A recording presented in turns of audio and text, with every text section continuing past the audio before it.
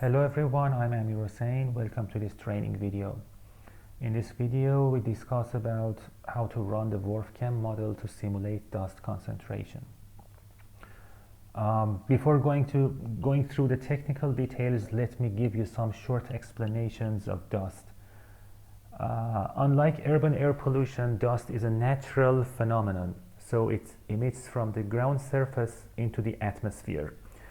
And one of the most important characteristics that dust depends on is soil characteristics.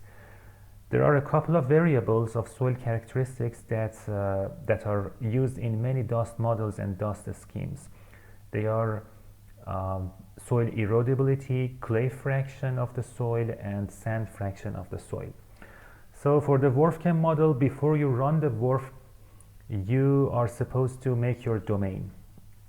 Now I'm in the WPS directory, and in the WPS directory, if you watched my previous videos, the first stage of WPS is making your domain. So it will be running geogrid program. Geogrid actually makes your domain, and it extracts some static variables, some variables that are related to the ground surface. And among those variables, there are some soil variables that dust simulations are based on. For running geogrid, actually geogrid is based on a table of variables. If I go to the geogrid directory, if I open this geogrid table, inside this geogrid table, you can see a lot of variables, the name of a lot of variables. But as I said, three variables are very important, they have a very crucial role and key role in dust simulations. There are erodibility, clay fraction, and sand fraction.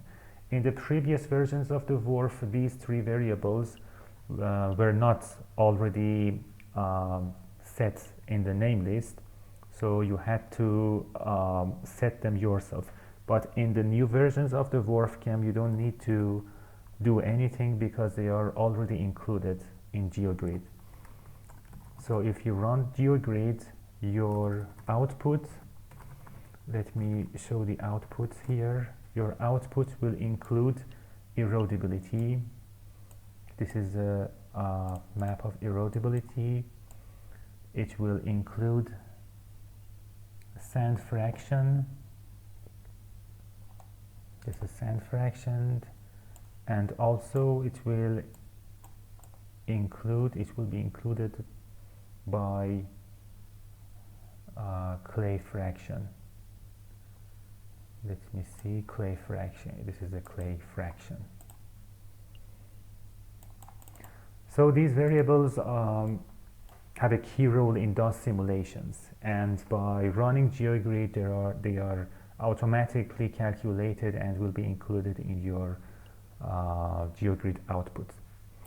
After running ongrid and metgrid, after you have created your met files, you link them inside your WRF directory, your WRF run directory. So I go to my WRF run directory, and here my met files are linked.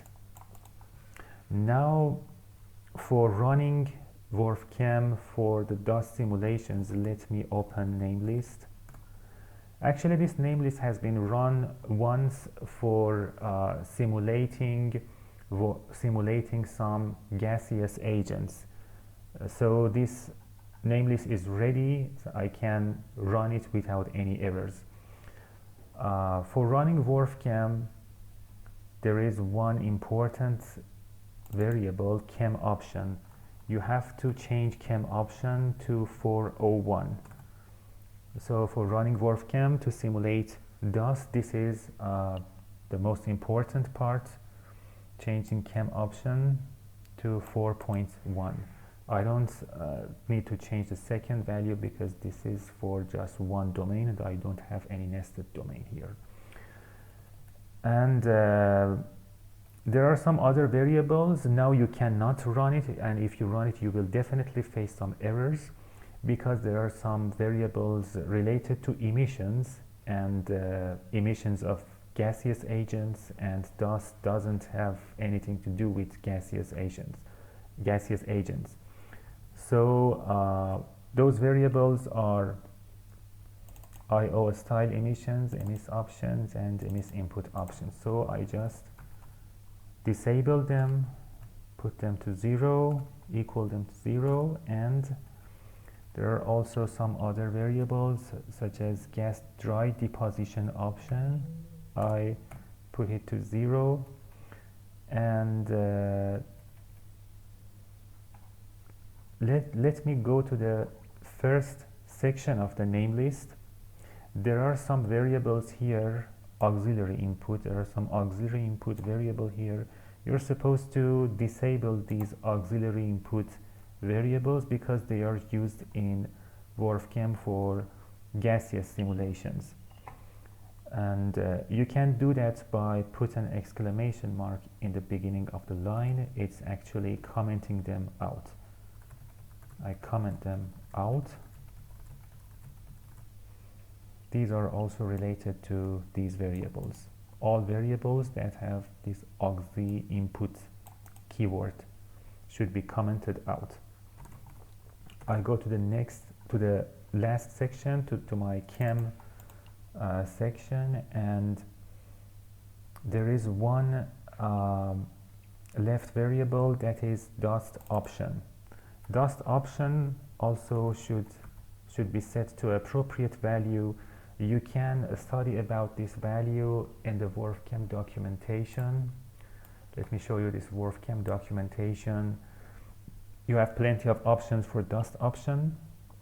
For example, 1, 2 cannot be chosen because it has been disabled, and 3 and 4. So you can study papers or study these documentations to be familiar with the background of these options. But this video is actually a technical video, so I'm not going through the scientific background of these details. So I change this value for dust option to number 3. And now I think everything is okay, and you can run your model. Real, and after that WRF.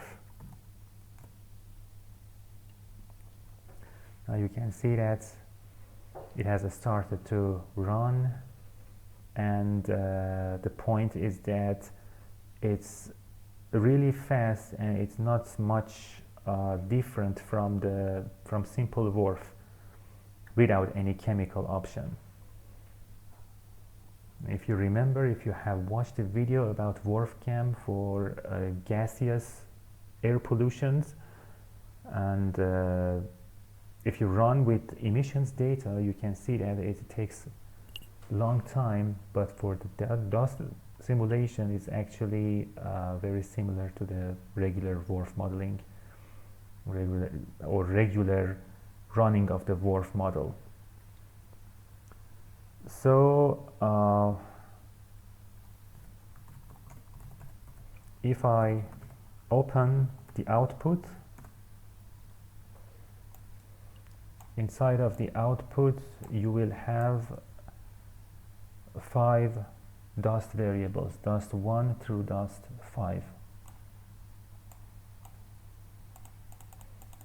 And these are the distribution of dust concentrations for some time slots through the domains of my model.